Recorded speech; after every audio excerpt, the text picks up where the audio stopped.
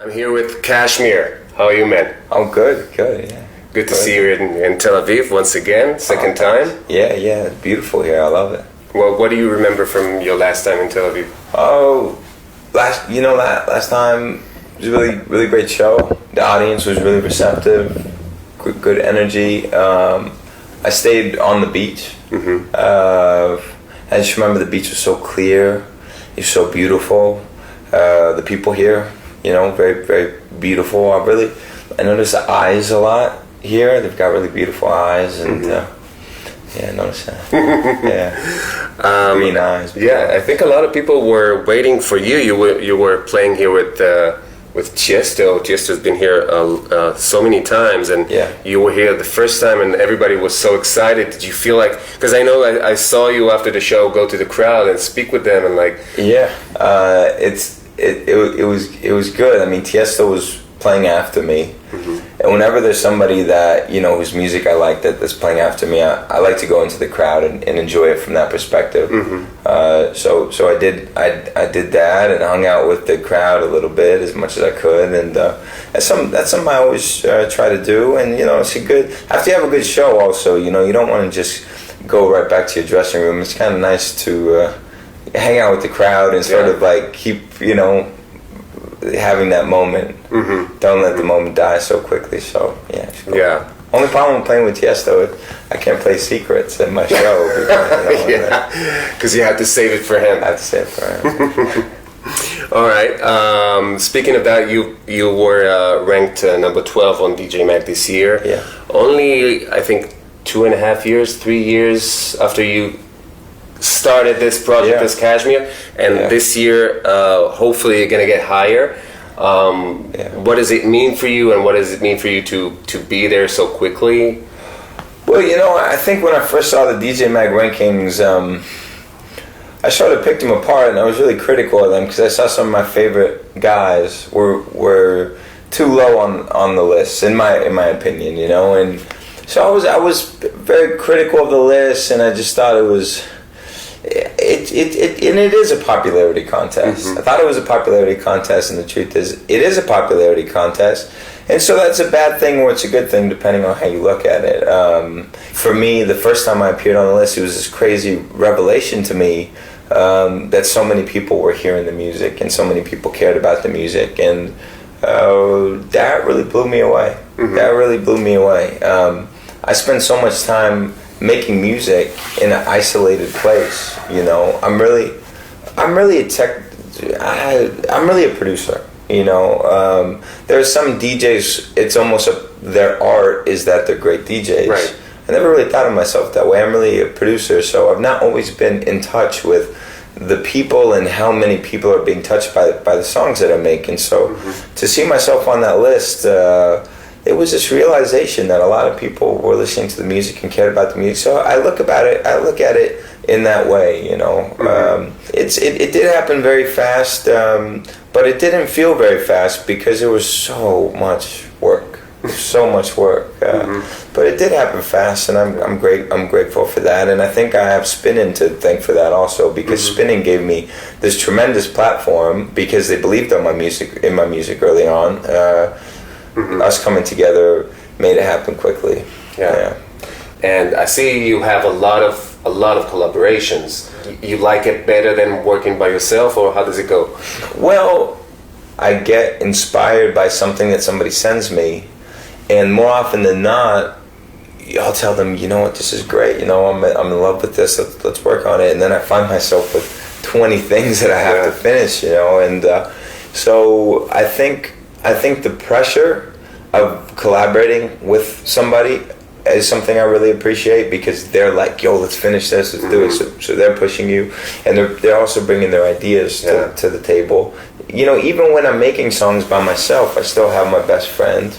And so even when I'm making a song by myself, it doesn't really quite feel that way. It feels like it's sort of this journey I go through with Jorn from Spinnin' and with my friend Anthony, sending versions back and forth and trying to get it to a place where they're excited and I'm excited. And so it's collaborations are just sort of a more obvious version of that because there's two names on it, but it's always this process of me, and it's nice because you have like collaboration with big artists as well as small artists, and we all know that a lot of times, collaborations like this could be like non-collaboration, you know what I mean? Right. Like just, let me buy the part and I'll continue. And you, it looks like you give respect also to the small artists. You do a lot of collaboration with unfamiliar names and put them out there. Right. I think it's... Well, I think,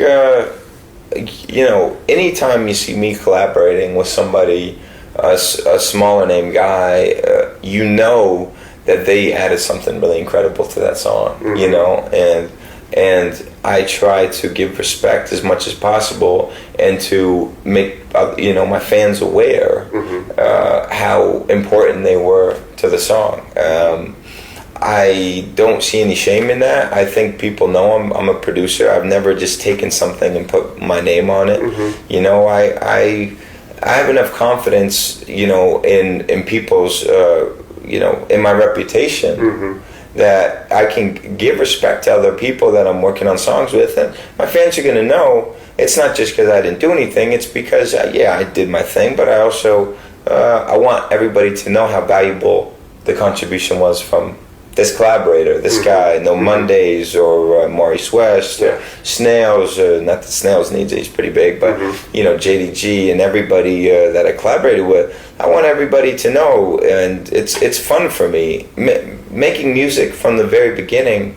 I always like to do it with my friends. I don't have a lot of hobbies, I like to make music, and of course I have friends like everybody else, and a lot of my friends have to do with music also, because we have similar interests in that way, You made an amazing remix for Game of Thrones lately. Yeah. And I was wondering if you were a fan of Game of Thrones. Big fan. Really? You watch all the... Oh, yeah. Did you watch the last episode that was leaked?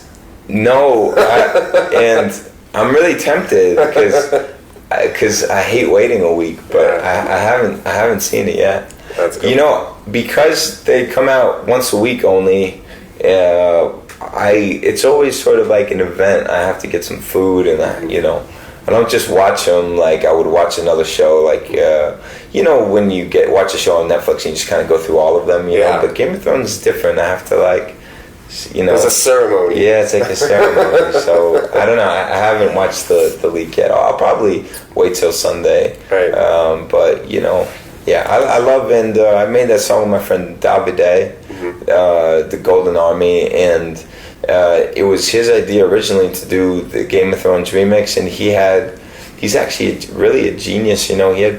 Without getting what I would have done, I would have looked up how to play the song, but he did it. He did it all by ear, and he played it with mostly his Nexus instrument. You're a producer too, right? So he played it mostly with like Nexus strings and stuff.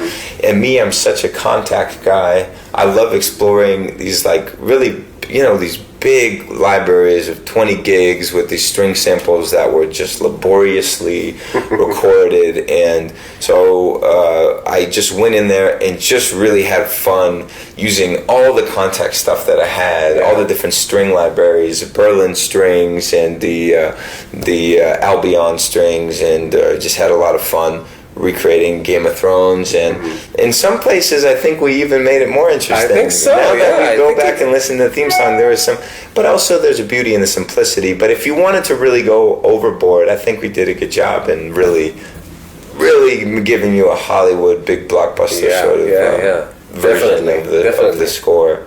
Something is different in your version, like in a good way. They might have had some choirs, but I did some more solo lead vocal things. I'll show you if you want. Man, I get really crazy. Like a lot of people, well, me included. It's the easiest way to do it. If you want to do a choir or something, you just play like a piano. You play a chord. Right. But it can get really interesting when you create the chord, but you have this choir. Maybe it just sounds like one woman's voice here. and then another voice of a different woman here, and they're doing these harmonies. So you're creating the chord, but you're doing it the way a real choir would, right. You know, because you have different voices doing different notes, but coming together to create a chord. And then you can place them in the panorama differently. So you have one on the left a little bit, one on the right. So you have a chord, but instead of just like this, it's like this and this and this is all around your head, and it sounds real, and it sounds just, you can just have a lot of fun with the textures and the different emotion that evokes. It's really beautiful. I want to score more, but yes, you know, maybe start with something small. And I haven't done it yet, but I want to do it. Yeah, I think you will do it someday. Yeah. How is it to have your own label, and what does it mean for you? It's great. It feels good because there's so much music that I fall in love with. But up until now, if I wasn't going to become a part of the song as a collaborator, there's nothing I could do to help, really. And now with Dharma, if I hear a song that I love, I could offer that person a platform to put the song out and for it to see the attention that it deserves and enjoy the life that the song deserves. To see it be given a shot. Mm-hmm. And now I can do that with Dharma. It feels like a lot of people know this. It's not a secret. A lot of those like sub-labels and labels under bigger labels not really picking their own music, and it seems like you're very involved in everything, you know, in a different way. So hopefully it's... hopefully I can listen through all the songs. I think I need help with that. How many promos do you get? Thousands a week, maybe, or something. It's a lot. But you know, but I'll usually have just a day where I'll just sit down and I'll listen through as many as I can, you know. And it's funny, there must be a lot of good ones, because I find good ones just doing that, and I know I'm missing a lot, you know. So, but I'm gonna get help with listening to all of them. What else is coming up?